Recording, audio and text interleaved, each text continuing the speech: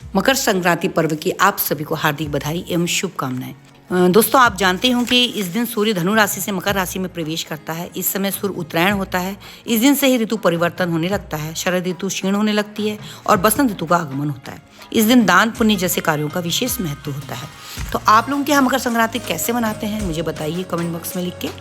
उत्तराखंड के कुमाऊं में मकर संक्रांति घुघुतिया या उत्तरायणी नाम से जाना जाता है। हम लोग यहाँ कहते हैं घुघुती त्योहार।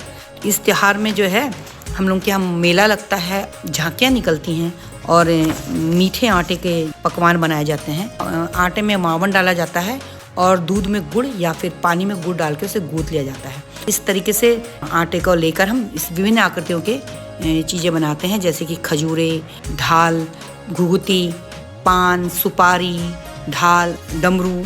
इस तरीके से इसको हमारे यहाँ हुड़का बोला जाता है। ये बनाया जाता है और फिर इसे तला जाता है। तलने के बाद ये माला बनाई जाती है। और एक और विशेष बात, इस त्योहार का मुख्य आकर्षण कौवा होता है। माला बना के बच्चों के गले में डाला जाता है और बच्चे इसे पहनते हैं और कौवे को खिलाते हैं और कहते हैं, काले कौवा काले घुघुती माला खा ले। तो आप सोच रहे होंगे ये घुघुती क्या है। तो इस संबंध में जो है हमारे वहाँ एक कथा प्रचलित है, बहुत पुरानी कथा है ये। जब कुमाऊं में चंद वंश के राजा का राज्य था तो राजा कल्याण चंद की कोई संतान नहीं थी। उनका मंत्री सोचता था कि राजा के बाद राजगद्दी मुझे ही मिलेगी। एक बार राजा कल्याण चंद अपनी पत्नी को लेके बागनाथ मंदिर गए, जो कि बागेश्वर में है। हाँ, बागनाथ की कृपा से उनका एक बेटा हुआ जिसका नाम उन्होंने निर्भय चंद रखा। निर्भय को उसकी माँ प्यार से घुघुती कहा करती थी। उसके गले में मोती की माला डाली थी उन्होंने और जिसमें उन्होंने घुंघरू बांधा था। इस माला को उनका बेटा बहुत पसंद करता था।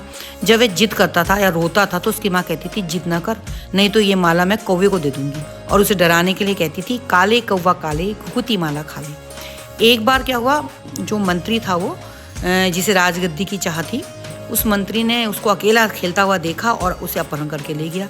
जब वो जंगल की ओर जा रहा तो एक कौवे ने उसे देख लिया और जोर जोर से काँव काँव करने लगा। कौवे की आवाज़ सुनी घुघुती ने तो वो और जोर से रोने लगा और अपनी माला दिखाने लगा।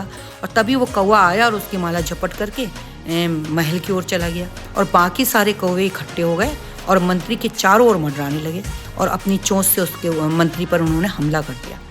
मंत्री और उसके साथी जो है डर के मारे घबरा कर भाग खड़े हुए और घुघुती की माला को उन्होंने महल में जाकर कौवे ने पेड़ था उसमें टांग दिया। लोगों ने तो तभी रानी बाहर आई तो रानी ने माला देखी और वो पहचान गई कि ये तो घुघुती की माला है।